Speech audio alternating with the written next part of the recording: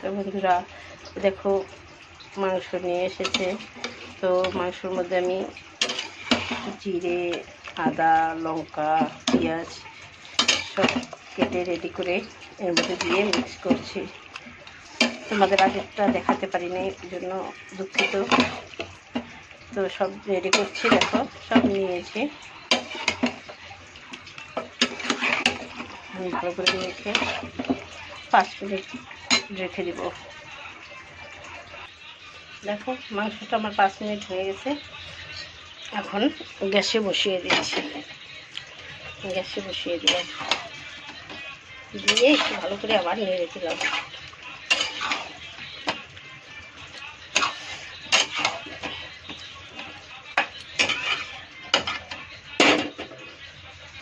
Hello বন্ধুরা, দেখো আরেকটা মতলব এটা কিসের মাংস বলতে পারবা, একটা মাংস নিয়ে এসেছে। দেখো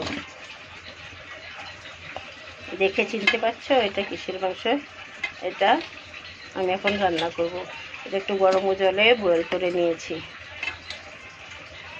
দেখো এখন এর মধ্যে একটু জিরা আর লঙ্কা বাটা দিচ্ছি, আদা বাটা, লঙ্কা কুচানো,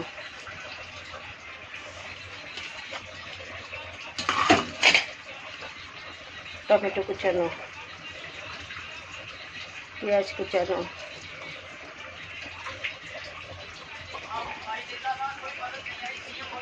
হলুদ পাউডার দিয়ে দিচ্ছি, স্বাদ অনুসারে লবণ দিয়ে দিচ্ছি, আর একটু তেল দিয়ে দিচ্ছি।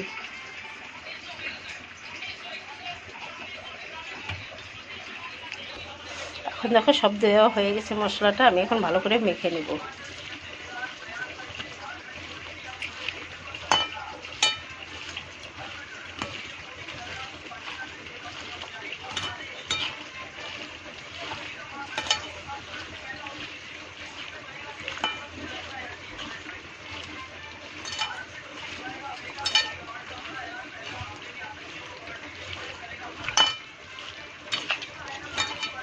এখন মাখা হয়ে গেল, আমি এটাকে 10 মিনিটের জন্য রেখে দিব এইভাবে ঢেকে।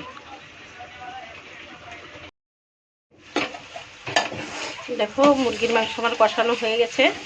আমি এখন এর মধ্যে একটু জল দিয়ে দিব।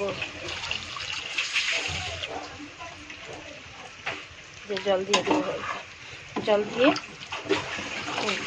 নেড়ে ছেড়ে ফুটিয়ে নেব।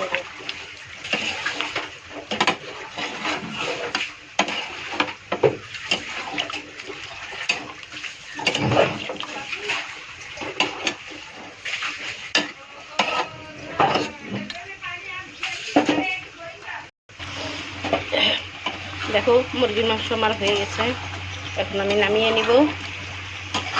তো নামানোর আগে একটু গরম মশলা ঢেলে দিচ্ছি।